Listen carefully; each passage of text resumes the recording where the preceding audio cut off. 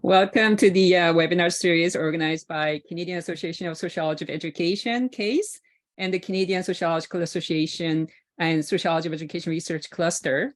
My name is Ee-Seul Yoon. I'm president of the CASE, and I'll be chairing this session today, and we will be facilitating Q&A after the talk. Before we start today's webinar, let me also briefly do land acknowledgement. I would like to mention that I'm a visitor on this land. I'm an immigrant from South Korea, and I'd like to acknowledge the lands on which I'm chairing this event, which are the original lands of the Anishinaabe, Cree, Ojibwe, Dakota, and Dene peoples, and the homeland of Métis Nation. I'd like to note that, especially in this season of change, I'm reminded of Indigenous teaching on water, water as sacred gift that connects all life. And that is something that I'm thinking about recently with the spring coming to Winnipeg. I'd like you to join me in acknowledging the land where you are located. And as we think about moving towards in the spirit of truth and reconciliation and collaboration. And I hope that this webinar series can connect us together as we work towards reconciliation as well. On that note, I'd like to then acknowledge the people who have been helping to put this together. As you have noted in the announcements went out, the organizing committee members, Alana, Kathleen, Emerson, Maria, and Danielle, but also Gus and Max, who are not on the committee, but helping really a lot with the promotion. Also, I'd like to thank Sherry Fox, who's been helping setting up the webinar series. And I think we can move to the next slide, Sherry. So in terms of engaging in the conversation today, that we do have closed captioning. So if you would like to use it, then I think you have to turn it on as live script. Also, please save your questions, which can be entered later at the end through the Q&A box. We'll address all the questions later. Note that your name and question will be visible to all attendees, and you could also upvote to the top, some of the questions to the top of the list, and which we will answer sooner. Also, scroll your cursor towards the bottom of the screen to utilize all these functions in the toolbox or toolbar. So today's presentation, as you've seen it, we have two presentations planned. We'll start with the first one on the British Columbia offshore school program, and then we'll move to unequal benefits, privatization, and public education in Canada. And I'll make a very, very brief introduction to the presenters, and knowing that you probably have access to their bios on the announcement, but also through their respective websites. So just to start with then, very briefly, the first presenters will have Ian Alexander and Laura Werbitsky. Ian is a PhD student in the Department of Curriculum and Pedagogy at the University of British Columbia, researching social studies education in BC offshore schools. Laura is a master's student in the Department of Curriculum and Pedagogy at UBC as well. She's researching the impacts of curriculum reform on teachers at an international school in China. With that brief introduction, I'll pass it over to Ian and Laura.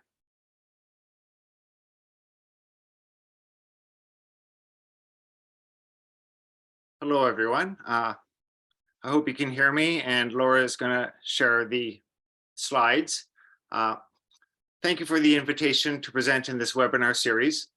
We would like to begin by acknowledging that Laura and I are graduate students at the University of British Columbia in Vancouver, and which is situated on the traditional, ancestral, and unceded territory of the Musqueam, Squamish, and Tsleil-Waututh nations. We would like to acknowledge that while topics in our research being presented today are international and offshore in scope, we are grateful that we did this research here on these traditional lands. So to begin, we should introduce ourselves, since we are new in this community, and describe our positionalities and experience we bring to this research. Both of us are scholars of offshore and international education, and previously we have both been teachers in British Columbia offshore schools located in China, abroad, at different times and in different schools. What are offshore schools? BC offshore schools are schools that are authorized to teach the BC curriculum abroad and employ BC certified teachers and principals. Offshore schools are a type of international school that cater to the local population instead of expatriate families in traditional international schools. This accreditation means that offshore schools have the same curriculum as BC, however located in other countries. Graduates earn the same high school diploma that students in Canada receive. I myself taught from 2011 to 2017 in 2 schools in China, and Laura taught from 2018 to 2020 in a different school. And our paths crossed here at UBC when we were both classmates and began this research. And our professional experiences and identities do inform this research as well. We found that offshore schools are generally unknown to many people, even teachers and others involved in BC education. This unawareness helps stimulate us to explore what public-facing government websites say and show about offshore schools. So our examination of these websites led to our research question: how does BC represent their offshore schools on their government websites? And our analysis and findings have brought us here today. So over to you, Laura. Thank you. Oh, excuse me. Thank you, Ian. So I'll briefly introduce our theoretical framework, our methodology, and then a bit about our data and our findings. So we did a critical discourse analysis, of 2 websites and 1 video, and we found neoliberal discourses permeate these public portrayals of offshore schools. So when we start to think about neoliberalism, we consider the journey that a BC offshore school has gone through to get to the point that they're at, and then the aspects of neoliberalism that informed that. So we drew from Ball and Harvey, and their discussions of the wider themes of neoliberalism, such as the competitive dimension and the deprofessionalization of teachers. We also looked to Yoon, Fallon, Poole, and Stein for their research on the impacts of neoliberalism on the BC public education system, like the growth of school choice and the move towards education as a commodity. When we consider discourse, we think about what is said and then how it's said in that socio-historical context. Today, we'll look at some written segments from the websites that we have, and we'll also look at short clips from interviews that make up the video that we've analyzed. As Jenks explains, Fairclough CDA prompts researchers to not only consider the linguistic characteristics of the text, so the micro, but also consider the historical and social conditions that shape that text, so the macro. As well, we drew from Scollin's considerations of critical discourse analysis, and in that we looked at the text, we also looked at the images, the size, the font, the positioning of the font on the screen and within the video to shape our analysis today. So this is our data. We have 3 different data sets. On the far right of, at least my screen, is the first data set, and it's the main offshore school website.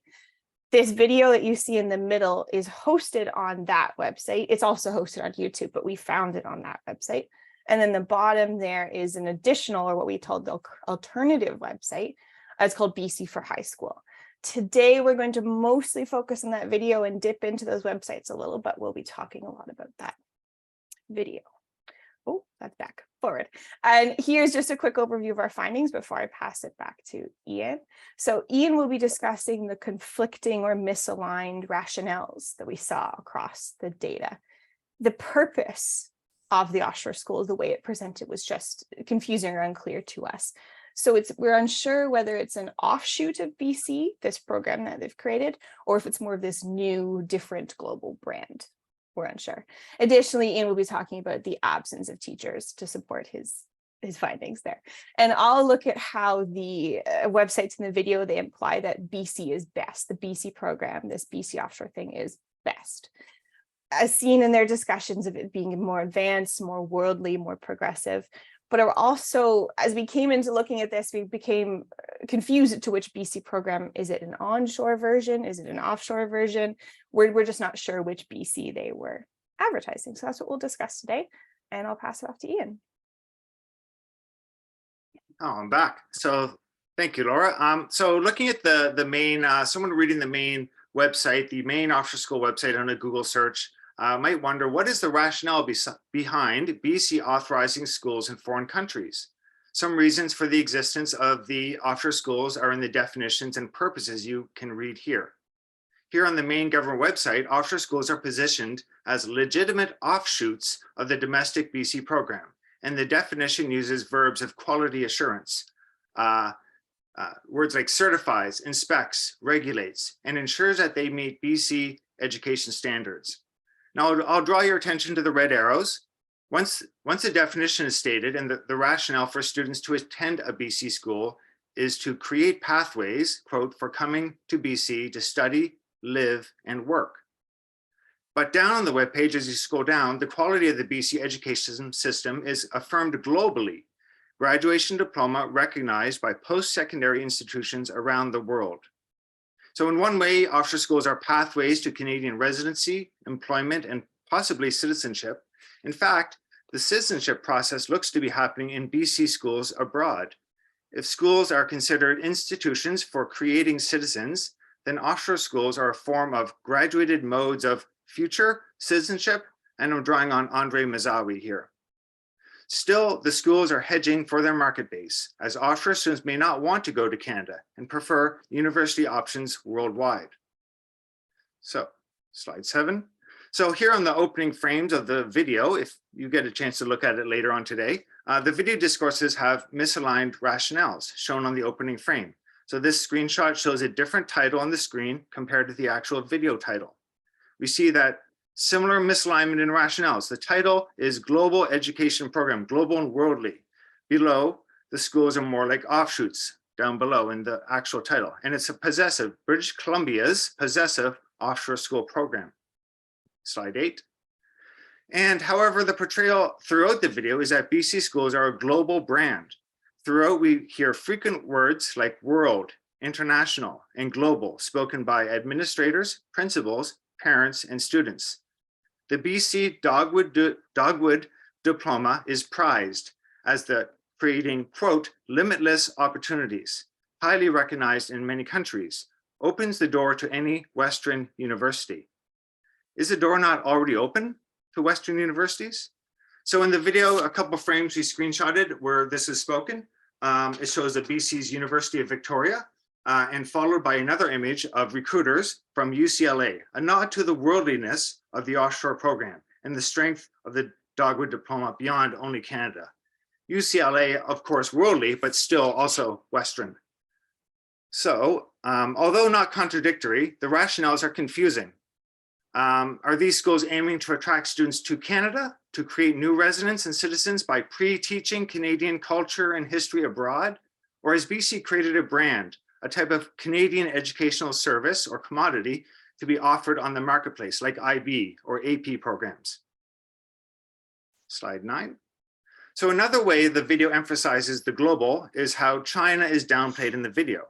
Early in the video, there is a list of 8 countries that host offshore schools. As seen in the subtitles, the speaker says, quote, British Columbia has a number of offshore schools in different countries, pretty much all over the world, making it appear that schools are evenly spread around the world on 4 other continents. According to my own counts of student populations on the BC inspection reports over the past 5 years, about 85% of offshore school students are Chinese, and many of these offshore schools are housed in as mini schools in Chinese schools. There are a total of 4 small schools in Japan, France, and Colombia, but they are displayed more prominently than the 30+ large offshore schools in China. And you can see the different numbers here. And these are 2018 numbers. There's some change now, but that's when the video was published, 2018. So the students speaking throughout the video are from around the world. Students from France, Colombia, Egypt, Japan, and yes, China speak in the video. But essentially, the scope and size of offshore schools and students in China is downplayed, while the cosmopolitan global nature of the imagined BC offshore school program is displayed. This is a nagging question I have, wondering why Chinese schools are minimized and who is the audience for this? Yeah. So not one teacher speaks in the video. Besides the students, all the speakers are upper admin, principals, and parents. The discourses and imagery foreground the curriculum and its goal, the diploma. Multiple images of graduation ceremonies point to this important milestone. And without teachers, the deprofessionalization of teachers has also been linked to neoliberal education in the past generation. Teachers are directly responsible for the success of the curriculum as lived because they interact with students and the curriculum every day. Yet it's the school leaders and parents who speak in the video. The most prominent speaker is the BC Offshore School Inspector, who speaks 4 times throughout. This positions the inspector as the foremost expert in offshore education. By only featuring top administrators and principals, the implied message is that the curriculum as planned is what matters most. Teachers are secondary to this, just the instruments that deliver BC's curriculum. It seems like the curriculum is the fairy dust, the right product that is sprinkled over the grateful students who have limited agency in this enterprise. But of course, we got to check on our positionalities. Laura and I are both BC offshore teachers or BC teachers. You can consider that as you listen to us. Maybe since we are teachers, we have noticed this glaring omission. And that's my findings. And Laura, your turn. Thank you, Ian. So as I have titled my set of slides here, I've titled the BC is best, because it's implied throughout specifically the video, but across the website as well, that the BC program is the best program, the best access for these students. So as long as those, oh goodness, the discourses, the neoliberal discourses of competition and school choice, we see that playing out in the video we have here today. So I'd like to actually start, this is the very first line, I've got a screenshot of part of it on the screen, a very first line in the video. It's said by the director of the BC Ministry of Education. And the person says, we're really proud of the high quality, world-class BC education offered through our BCOS schools. So again, we see that global discourse that we were discussing earlier. We also see how it's being positioned as world-class, high quality. It's the best. That's what they're saying. Here we have 2 comments. Again, some students speak, but here are 2 comments from the students. Notice how the first student talks about the new world and the new opportunities that they have access to because of their involvement in the BC program. And these other 2 students talks about how their views are widened. They're a bit more of an international citizen. It's implied that it's better. Attending the BC offshore school is better than what they could get in their own home country's education systems. We can also look at the career aspirations of some of the students. So this first student wants to be an international lawyer, and the second student wants to be an astronomer, and then there's a third student who talks about being an engineer as well. It's also interesting to note that this first student links that English. So an aspect of the BC Offshore School program is that they're in a full-time English environment for most of their education. This student is saying, I can achieve this career aspiration of being an international lawyer because I'm learning in English. Now, it's strange to think because a student from France could be a lawyer if he really wanted, and a student from Colombia could be an astronomer if they really wanted. So they're also playing on that best and having the access to the best. Finally, when we look at how the curriculum is discussed, at least in the video, we see further misalignment, as Ian was talking about. So this statement here is from the BC Offshore School representative. It's just one of the statements around the curriculum. And the person says, we try to blend devotion to study, strong computational skills, the inquiry base, group research, interaction, higher level thinking skills. On the surface, that seems great. I'd love for my students to be able to do all of these things, but we're considering these statements in the context of the BC curriculum and the BC program. Not only are they vague statements, group research, what does that look like, right? They're not aligned with the new BC curriculum, so the 2016 version, or the previous versions that maybe this video drew from. So the video is from 2018, so we're unsure. Additionally, and concerningly so, across the video and across the website, there's no mention of things that make the BC curriculum special. So there's no mention of core competencies, for example. There's no mention of big ideas or know, do, understand. In my experience, having taught in a BC offshore school and now working in BC, I understand that those things make the BC curriculum special. Core competencies are quite a valuable thing. And hence the popularity of the offshore school system, but they're just not mentioned. Additionally, there's almost no mention of Indigenous perspectives and knowledge, like, for example, First People's Principles of Learning, which are kind of like guideposts for BC teachers around the 94 calls to action from the Truth and Reconciliation Commission. They're just absent. There's just no discussion in what we've seen. So to summarize, it's implied that BC is best, but we're just not sure to which program they're referring to. Ian. All right. So what really sparked me to inquire into this video is my gut reaction. Where's China? That's not what I spent 6 years doing when I saw the video. And on the websites, it's really very vague. So these are different from our lived experiences. They certainly deserve, the schools all around the world in 8 countries certainly deserve representation in the video. And maybe I know why BC may want to adjust the optics of their offshore school locations. But BC portrays their offshore program as more cosmopolitan and global than it really is. The public video does minimize the Chinese schools and students, but it also minimizes Canada. There's no Canada spoken or shown in the video, and even BC itself. Even if the video does downplay China, it completely erases Indigenous people and what is supposed to be a BC program. This sort of fabrication of a cosmopolitan gloss erases those who may not be welcome in the neoliberal global educational communities. So this could be a reason for the construction of the globalized brand that downplays its presence in China, but is also drifting away and even detached from BC and Canada. Even the name British Columbia is not really spoken. It's more of a BC, as in it's a branded name like IB and AP, where just the acronym is there. So Laura, what do you think? Oh, I was muted, but I'm okay now. Thanks you, Ian. When I think about the so what of everything we've discussed today, I think about my own relationship with the BC curriculum. As we mentioned, we taught at BC offshore schools, but part of my role when I was there was a curriculum writer. So that meant I was paid a lump sum of money to produce 16 weeks of lessons and resources and so forth. Oh, we have 3 minutes. Okay. The purpose of that was to teacher-proof the curriculum. There's quite a bit of turnover in these, particularly in the Chinese BC offshore school that we worked at.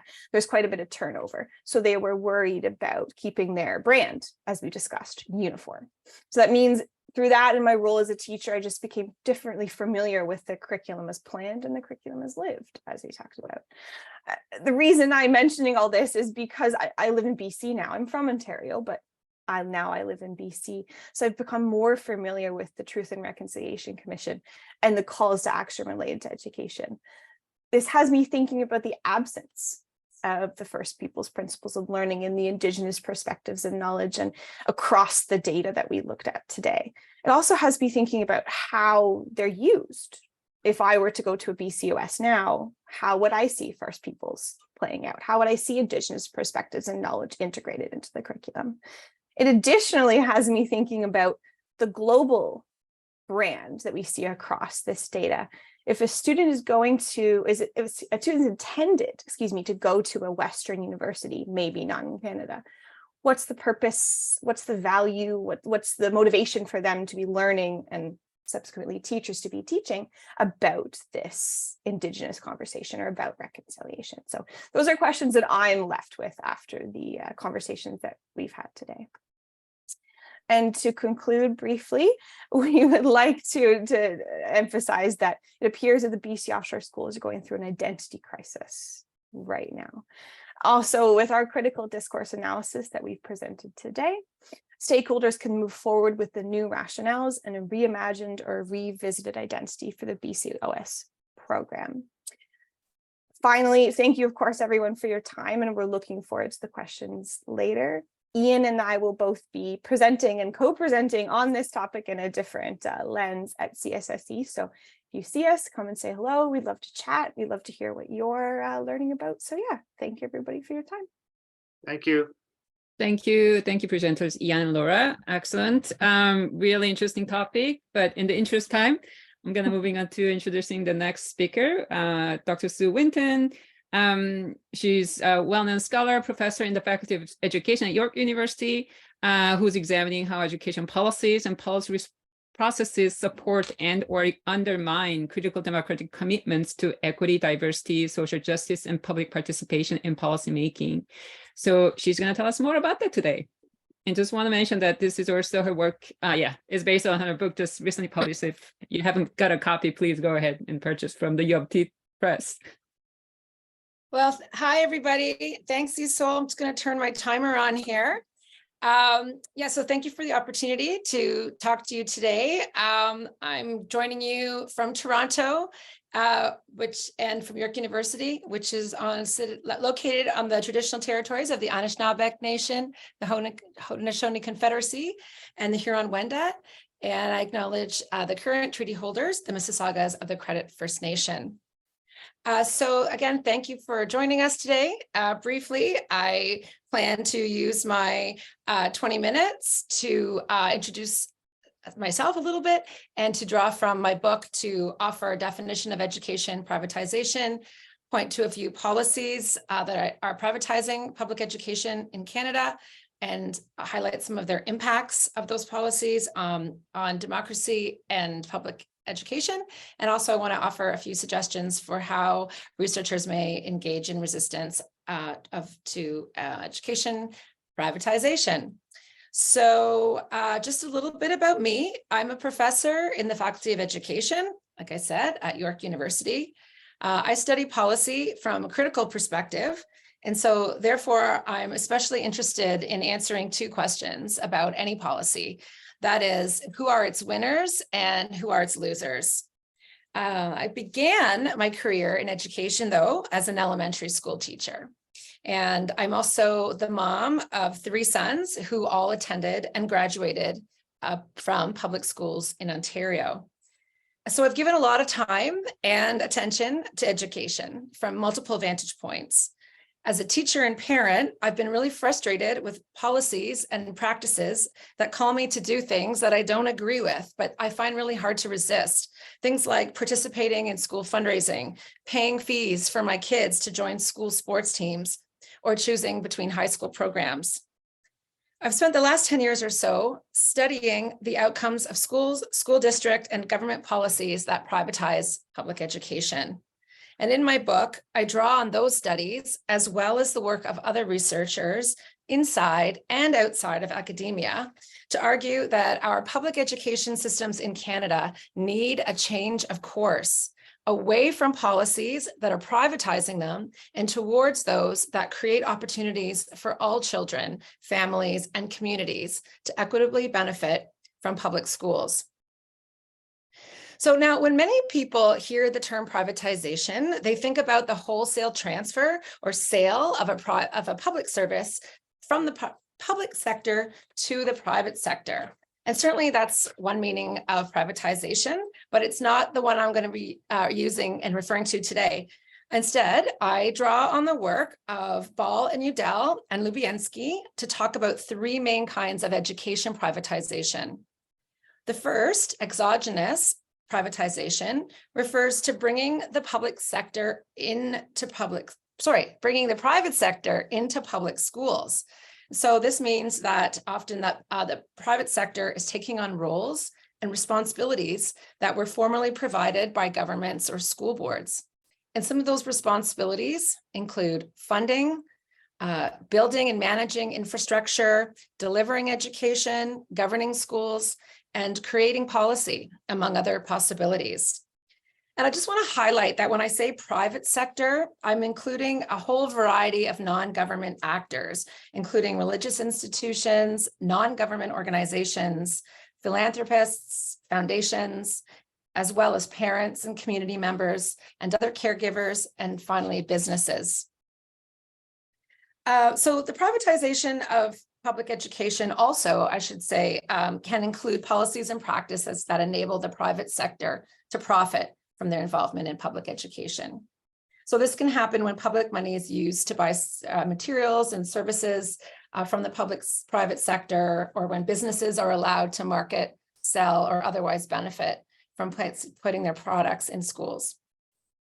A second category of education privatization involves policies and practices that introduce ideas, practices, and values of the for-profit sector into public education.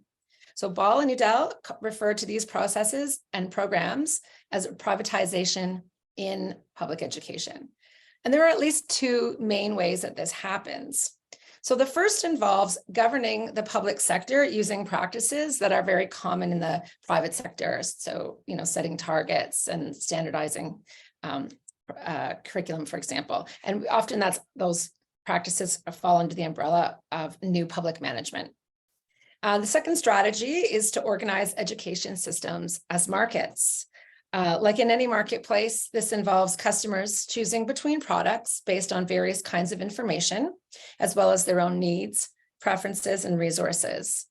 Sellers compete by creating desired and unique products and marketing them to consumers.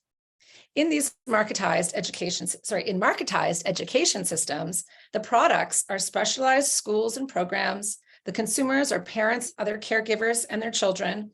And the information provided to inform choices may include graduation rates, standardized test scores, and school rankings. The third kind of privatization I want to highlight is produced by both privatization in and of public education. And that is when people begin to see public education as primarily about accruing private individual benefits rather than about pursuing what is for the greater good of society. This view of public education impacts what people expect from schools for their children and what they're willing to allow to happen to other people's children. And as I'll show, the privatization of public education, while certainly offering advantages to some individuals, families, and groups, produces and reproduces patterns of social inequality and undermines democratic commitments to ensuring that all students have the opportunity to reap the benefits of publicly funded education. So I'm now going to turn to just a few examples of policies that are privatizing public education in Canada. So to begin, I'm going to talk about policies that are shifting responsibilities for funding public education to the private sector. So these policies include, for example, school fundraising by parents, communities, and teachers. Now, clearly, school fundraising is not new, but the scale of fundraising and the need to fundraise have increased over time. School fundraising, of course, happens in many ways. It may involve selling things such as books, cookie dough, wreaths, pizza, or magazine subscriptions as advertised here in one of the local, by one of the local schools in my neighborhood. Fundraising also may include events such as parent socials, fun fairs, and movie nights. And sometimes these events are connected to other forms of fundraising, which include getting corporate donations, sponsorships, or partnerships with businesses. And this is just a photo of a banner that was hanging in a local schoolyard. We know that in Ontario, almost every school fundraises, every public school fundraises, I should say. According to a 2019 survey conducted by People for Education, an education research organization in Ontario, 99% of elementary and 89% of secondary schools in the province fundraise. Now, fundraising dollars don't just come from local families and communities, however. Some schools compete for money through applying for grants, which are offered by for-profit and not-for-profit organizations. Again, in their survey in 2019, People for Education found that 83% of publicly funded secondary schools received grants. And of those, 24% were awarded by businesses and 18% from philanthropies. 30% by philanthropies. At the elementary level, 75% received grants, 17% of those were from businesses, and 18% from philanthropies. So some people might say, well, what's the problem with grants? So there's a few that I'm going to highlight. They're not the only ones. One thing is, of course, that the funder typically decides how the money can be spent. So if your school needs new instruments, but a grant only funds playgrounds, you're out of luck. But perhaps, more importantly, if you're seeking funding for an ongoing expense, most grants are only a one-time award. So therefore, if your school's needs are ongoing, every year, new funding sources have to be identified and secured. Of course, another challenge is that applying for grants, just like other forms of fundraising, demands time and resources to apply. In the case of grants, it includes facility with English or French, knowledge of budgets, and persuasive writing, among other things. And of course, some schools have parents or other community members with these resources that they can dedicate towards seeking funds, but others don't. Many don't. And in those cases, it's administrators and teachers who take on this work. What we know, of course, is that not all schools are able to fundraise, and vast differences can exist within and between school boards. So a 2017 report, the Toronto District School Board, for example, showed in that board, the amounts of difference that schools raised sometimes varied by hundreds of dollars per student. And People for Education 2019 research showed that it's schools in high socioeconomic areas that are able to raise more. In fact, they were able to fundraise twice as much as schools in lower socioeconomic areas.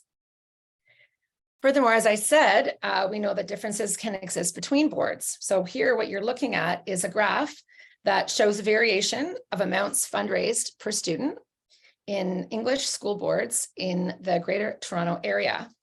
And you can see that the York Toronto Catholic School Board raised about $358 per elementary student, whereas the Toronto District School Board raised an average of $118.10. And these school boards are literally across the street from one another. However, what's more is the Toronto Catholic District School Board raised close to $234 per student. And in fact, that's nearly double the amount that was raised by schools in the Toronto District School Board that is in the very same city. So what? So school fundraising creates unequal access for students, unequal access to materials and opportunities, including technology, learning materials, guest speakers, and more, field trips and more. And this is all happening within public schools.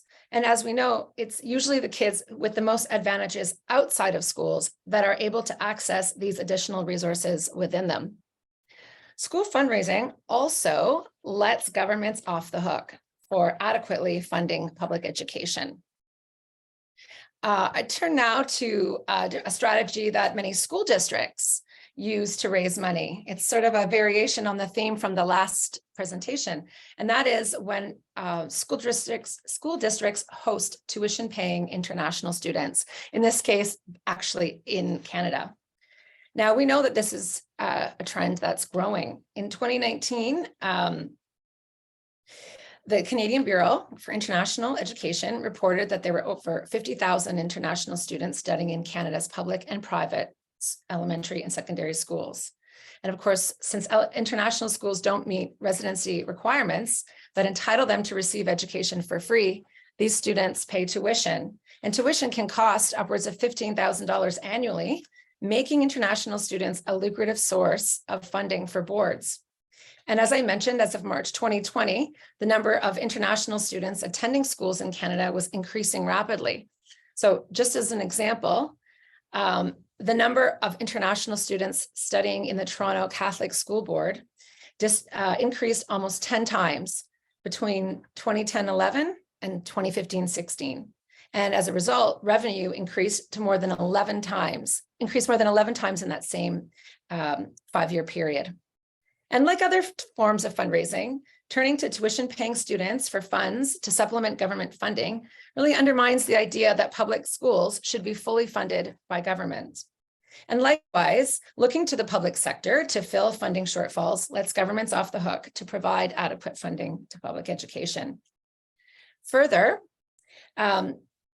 University of British Columbia researchers, Wendy Poole and her colleagues, show that school boards themselves are not equally able to attract international students and their funds due to districts' geographical locations and associated social factors. So their study of international student funding in BC school districts found that urban districts typically generate more tuition funds than rural districts. And more specifically, the 4 lowest tuition generating districts in their study all rural boards didn't generate any tuition at all, whereas the highest four added between 8 and 19% to the amounts that they received per student from the government. So this means that some districts have much more money to spend on programs and resources for their students than others. So thus policies and efforts to attract international students can create inequities between boards. So in addition to policies that shift responsibility from funding to the private sector, there are policies that shift governance of public schools towards private actors. So an example here is probably the best example is Alberta's charter schools. So charter schools were introduced in 1994 in Alberta as part of an effort to create markets in education. They receive 100% of the money as those in regular public schools to operate, and they are governed by a charter board. So those that set up the school and have it approved, people are not elected by the community in the way that local school trustees are elected. They may have admissions criteria and they may charge fees.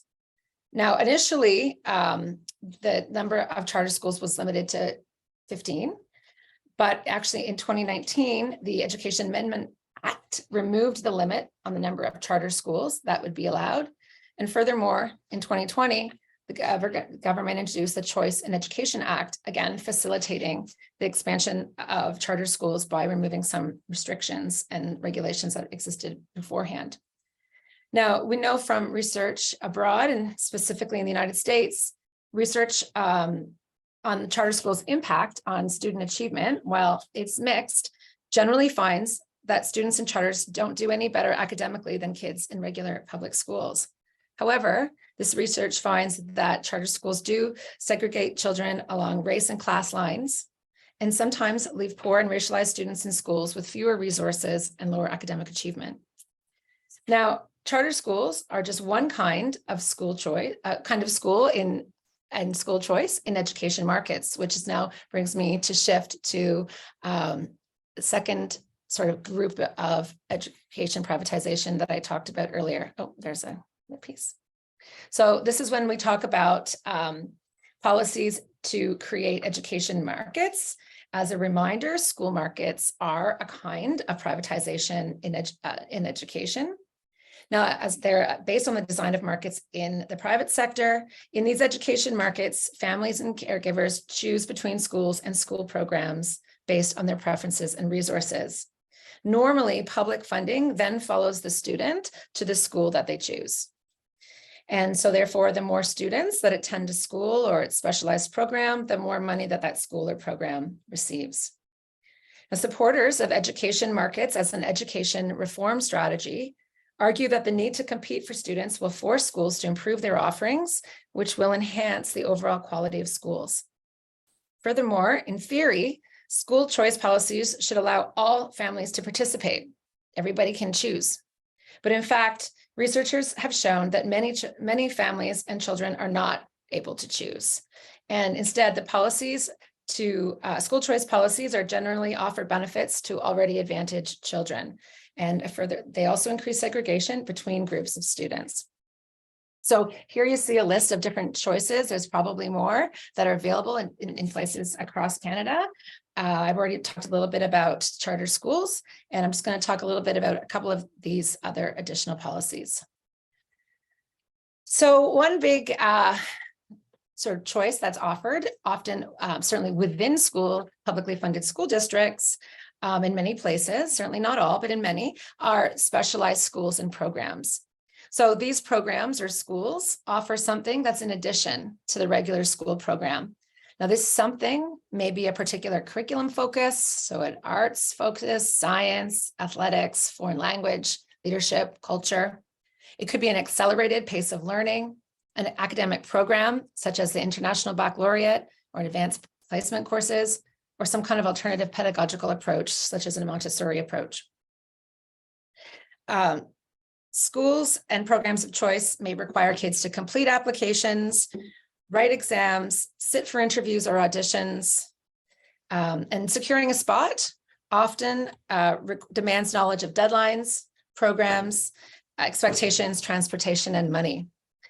Furthermore, many specialized programs charge parents fees to cover program costs. So these many specialized schools and programs violate public education's commitment to accessible and free education.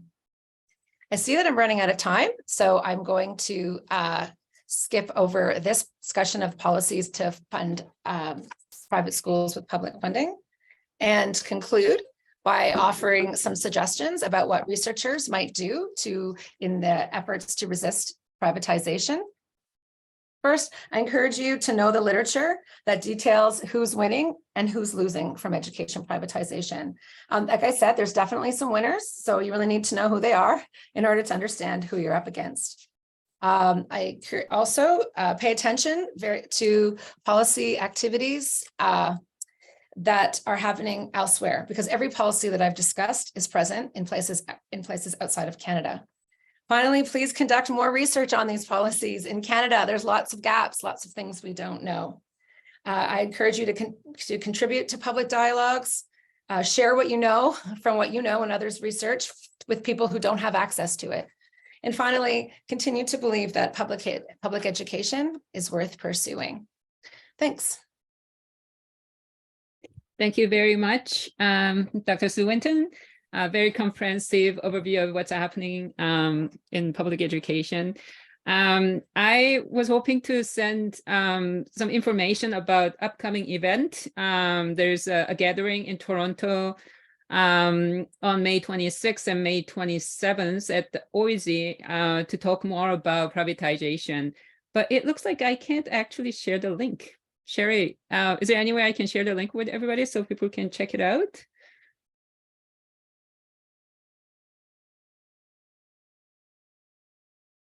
I guess not. Okay, so I'm just going to ask people, if you're interested in participating in that event, please email me. That my email should be in the registration form when you signed up for this webinar. Just to say a couple more things about that event is that it'll be all day discussion about privatization with some over 12 speakers. So there'll be opportunity for you to engage in that conversation, especially if you're living in Toronto or if you're attending CSSE and you'll be there the weekend before the event starts, the conference starts. So thank you very much, everybody. Without further ado, I'm just gonna go through the questions that are really well discussed already, showing in the Q&A box here. Thank you so much for those who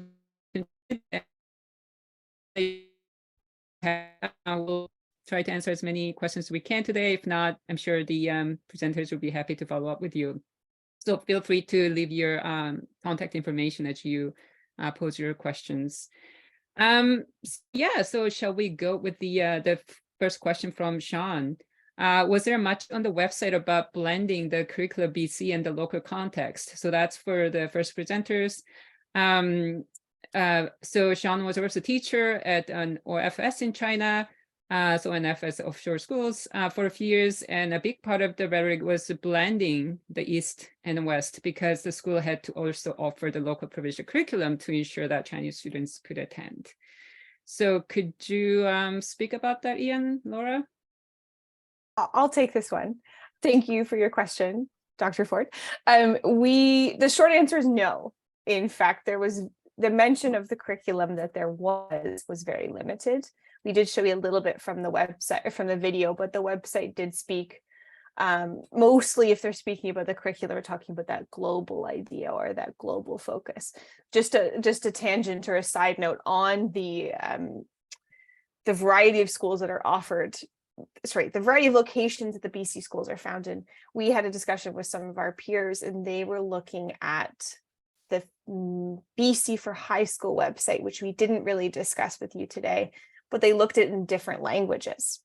So one was looking at Mandarin, one was looking at Farsi, one was looking at Spanish, and the way it was represented was even different from one language to the other. So something that we realized is we could start looking at find a Mandarin speaking colleague or a Spanish speaking colleague, and we could have a whole other conversation about how this program is presented to different people from different languages or origins. So short answer is no, but it's very interesting to consider how the curriculums are talked about across the languages that it's offered in. Thank you, Laura. I think I'm gonna then ask a question to other presenter, so we can have some balanced discussion time. So Sue, I'm sure you've got this question before related from Paul Bennett. Creeping privatization, should education as a public be reduced to public equals and private equals? Is there any room for public sector management reform? Hi, thanks, Paul, for the question. I have to be honest, I saw that he asked a second question a little bit further down. So maybe I can respond to that second question because I'm all ready to go, even though I think it's related. And then maybe you can give me a moment to return to that the first question. I'm sorry. No, go ahead. No. Okay, so Paul also asked the question, like, isn't there other possibilities in the name of trying to find ways to improve education for everybody, like a win-win sort of solution there? I think so. The way I would have wanted to begin to respond to that question is just sort of state up front my view about policy is that it's always political. There's always choices. So I really I don't believe that there's such a thing as like a neutral policy, an objective policy, that if only we could get it right, everybody would benefit equally. So I guess that's my starting point. So I want to put that out there. So then what that does prompts me then to always think about with every policy, as I said, asking that question, okay, who's winning and who's not winning? Because I'm going to assume that that's going to be the case. So in terms of like, let's talk about possible partnerships or ways of thinking about private-public partnerships or adopting private practices into public sector. Like, is there ever a chance that they could be it could be valuable? And I would resort to that to say, listen, I'm open to any talking about any possibilities, any good ideas. Good ideas can come from anywhere.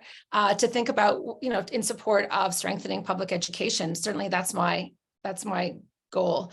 But I would have to think about a few things. So first of all, I would want to think about, what are the values that are being pursued by the different sectors that are coming in? So whether it's for-profit or some other kind of non-government organization or philanthropy or foundation, some other sort of private sector actor, what do they value and how well do they line up with the values of public education that's grounded in a view of critical democracy? So one that's committed to inclusion for all, accessibility, no cost, meaning that it's free and universal, and that it's the kind of place where decisions are made publicly, where people can question them because it's happening in the public sphere, and that it's that it's putting public, collective and public benefits before private. So though I would look to see, what are and if those interests lined up, then let's move forward.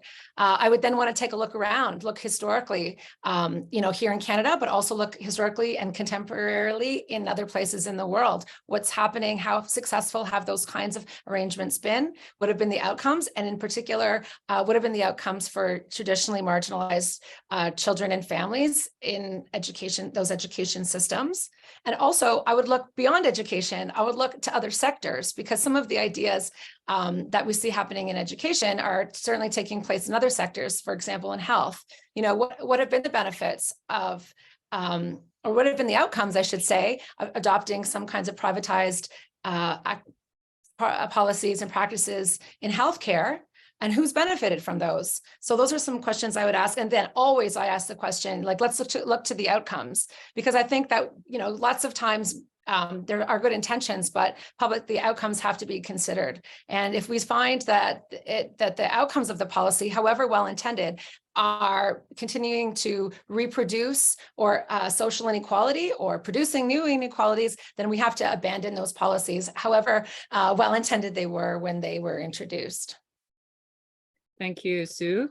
I just want to mention just briefly about the topic of, I guess, water that I talked about in the beginning of this webinar. And I think that when we think about public education, one thing we having theorized about public education is that public education should be as freely available as fresh water to everybody. And I think that is something that public education system has been built on, I believe, in the history of Canada, but it's around the world. And that, as Indigenous peoples have theorized, philosophized water as sacred gift. I think that public education has been, I think, upheld as sacred gift for everyone who's in the in our society. So I just want to make just briefly that comment that I think as a way for us to think more about this discussion about why it is important for us to talk about privatization in public education today, because I think that some of the things that are happening in the public system is that making, you know, as both of your presentation have mentioned about, you know, like who's getting what and who's actually benefiting in this, you know, moment of privatization, whether that's happening inside or outside Canada. And now I'm going to be moving to another a question from a different audience. So I'm just going to go to David Menzak. And we do have about 15 more minutes or so. So for the audience who are willing to engage in this conversation, I'd like to encourage you to ask any questions if you may have. And some of you might actually have experience with different forms of privatization inside, outside Canada. Okay, on that note, David. David says, thanks for the presentation. Can you talk a bit more about the motivations of the BC government and other provincial governments for that matter to use limited resources? That I mean, I guess, David, I'm sure you're mentioning that as a limited public resources to engage in offshore schools beyond promoting the BC as best brand. Is it all about organization impression management? Or is there more to it? For example, to what extent do they promote the benefits for BC teachers? I guess that's directly to Laura and Ian, but I'm sure so you can also chip in if you want to. I will say that the motivations of BC government for offshore schools right now is unclear. However, these have been around since 1995. So I looked into the history, and in the 2000s, the motivation was to, after the BC Liberals were elected, was to create school district business companies that could gain revenue for their district. And one of them was fee-paying international students coming in, and there were other ways, selling online courses. But another one was the idea that school districts could create offshore schools, so make these partnerships. And that there was a few of those in the 2000s. Maple Leaf was not one of them. That's the original one.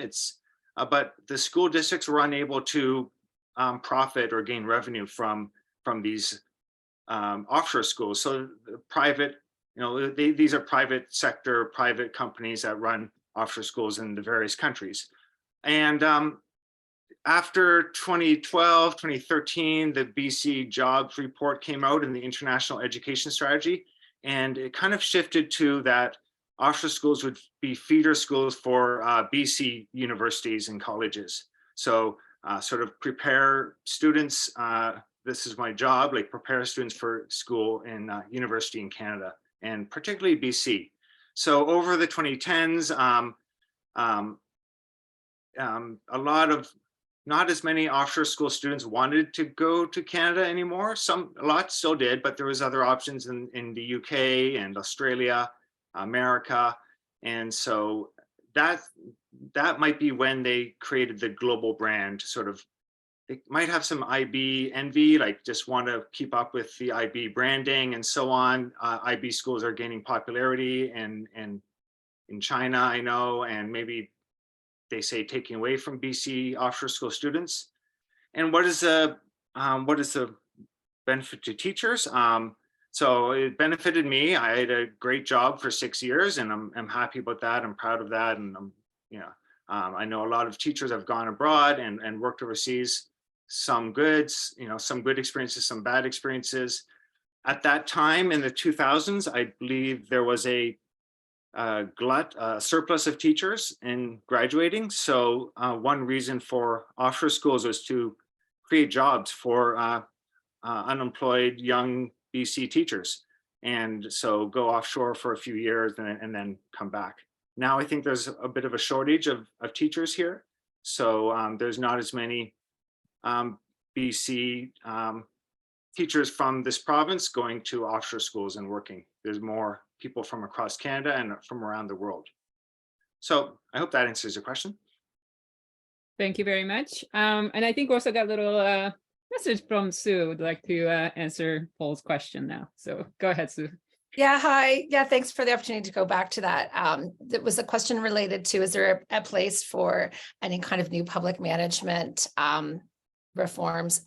And what it made me think about was, I'm not here to knock the private sector writ large. This is a question about what practices and policies are appropriate within a publicly funded education system. And it made me think about how also sometimes we take it's happened within education where under new public management, where ideas from the private sector have taken on have been adopted in ways that have disregarded what's already been taking place. And so I guess the example that I'm thinking about is the whole talk around accountability, keeping schools accountable, making schools accountable. And we've thought about this, some of us, a lot of governments have decided to demonstrate accountability, for example, through standardized testing, as an example. But I want to mention, of course, as an article I published with my colleague, Dr. Katina Pollock, a few years ago, schools have long been accountable to a whole bunch of different communities using different kinds of tools other than, for example, I pointed to standardized tests, but for example, they've always been accountable to their local communities, to their students, to the professions within which they work, to their students. If they are in a system, publicly funded Catholic system, they've been accountable to their schools. So I think what I'm trying to say is I think we need to be really thoughtful about how we think about about practices, how we define them, what we exclude when we, might emphasize, take on a kind of management strategy from the private sector, and think about the ways that it's maybe already happening or maybe appropriately happening, more appropriately be happening in order to make some sort of decisions about its value in the public education system. Thank you, Sue. I think this is great. Christine asked a question that I think Sue might not have been able to get to. So actually, we'll get to that question now, Sue. And even Ian, Laura, if you want to speak to this, what do you think has been the impact of the increasing role of online education during the pandemic, but also beyond, in privatizing education? What have you seen and what are you concerned about? Thank you for the question. I can say a couple of things. So in offshore schools, they are not allowed to have online courses, and they want a teacher in the classroom in person. Of course, that was necessary during the 2-3 years of COVID, especially when China had the most strict border controls, and knowing from colleagues who were recruiting teachers from the world or BC into China, it required 2 to 3 weeks of quarantine in a hotel in China, and then 2 or 3 weeks of quarantine at home. So that had to do online teaching. And then there was a lot of teachers here and there online. The visa process was really slowed down. So that was not popular with students and their parents who were paying good money for offshore school education in person. So that was stopped as soon as the borders opened up a bit more. And I don't know if it'll go back. I know Ontario has this mandate for private, I think, online learning. BC government has not mandated such a thing. And but we'll see. There is an opening for more online education or hybrid education. And now that we've been through COVID and Zoom learning, but I think there's a right balance to approach it. So I don't know much, but I know that experience. Thank you. Sue, do you want to move to a different question now that we've got only 5 minutes left? Okay, and I just prepared an answer for that question. But just read my book. I think that your answer can be that. Actually, do you want to say something, Sue, then? And just then very quickly, I would just want to say that some of the worries, again, would be, who's in control. So I think we've seen in Ontario, there's been talk, although it hasn't been official, about the Ontario government looking to TVO to consider if they can commercialize their online learning offerings overseas. So that's one worry for sure. But also the question around, if you think about that sort of that third way of thinking about privatization, which is thinking about public education as a way to get the most for yourself and to get ahead. I think that there's evidence that, and I'm thinking about some of the work of our colleague, Dr. Behan Farhadi, where she looked to see who are the students that take online education courses by choice. This is, and she found that a lot, although certainly not all, many, I think actually most were students who were doing so in order to sort of get ahead. You know, the courses were known to be easier, so therefore they would be able to, you know, spend their time doing other kinds of activities that would strengthen their university applications. Whereas we also know from other research that students who don't have special education needs or who are not as strong academically, they tend not to do as well. So it's this question of how does e-learning also open up the opportunity for people to secure sort of unequal benefits from the public education system? Thank you, Sue. I think I'm just gonna take you to the next question from Gus, which is about the that the boards in Ontario have their own charities where they collect donations from the private sector, known as education foundations. And that if you could speak about the role or implications of these structures and organizations for public education. Yeah, I don't want to say too much because I haven't given it as much thought as I would like to. But here's what I would say. I think that, for example, about the Toronto District School Board as an example. I mean, I know some of their education foundation or whatever the right term is for grants for things like after school programs and for nutrition programs and things like that. And it does concern me that that children's, you know, ability to eat and to be cared for have to rely on the private sector for those kinds of basic needs to be met, I would say. So I'm not sure that's the kind of question that or answer that guess that you were thinking about. But I also have, and another related point would be thinking about if it is the case that these foundations have money, then, and it's within a board, who's making the decisions about how they're spent and that money spent and distributed, whose voices are being taken into account. Again, it's not something that I really think is the long game. I would like to think that we wouldn't need that kind of those external foundations because we would have a strong publicly funded public education system. But in the short term, I would have some concerns about, again, who's deciding where the money goes and what it's spent on. And the reason I flag that is because I mentioned earlier, there was a report 2017 by the Toronto District School Board. And what they did was they detailed, you know, how much each school brought in. They took into account, you know, they first looked at just straight school fundraising. And then they looked at grants that were available to schools that typically had higher needs from socioeconomic standpoint. It was a little more complicated than that. But I think the argument that the board was trying to make was to say, like, look, once you take all these other grants into account, the differences aren't that stark, that, you know, on a per pupil amount brought in. But what they didn't acknowledge was that often those grants were enveloped or sweatered or whatever word you want to say, like restricted in how they could be spent. So for example, they could only be spent on food, for example, whereas, you know, other schools who don't have to worry about feeding the children that attend there can use whatever those extra fundraised dollars on extracurricular or supplementary kinds of materials. So I guess the long answer now, Gus, is to say that I have some concerns, and those are some of the reasons. Thank you, Sue. So we have some one last question. I think we can respond, and then we'll try to wrap up today's presentation.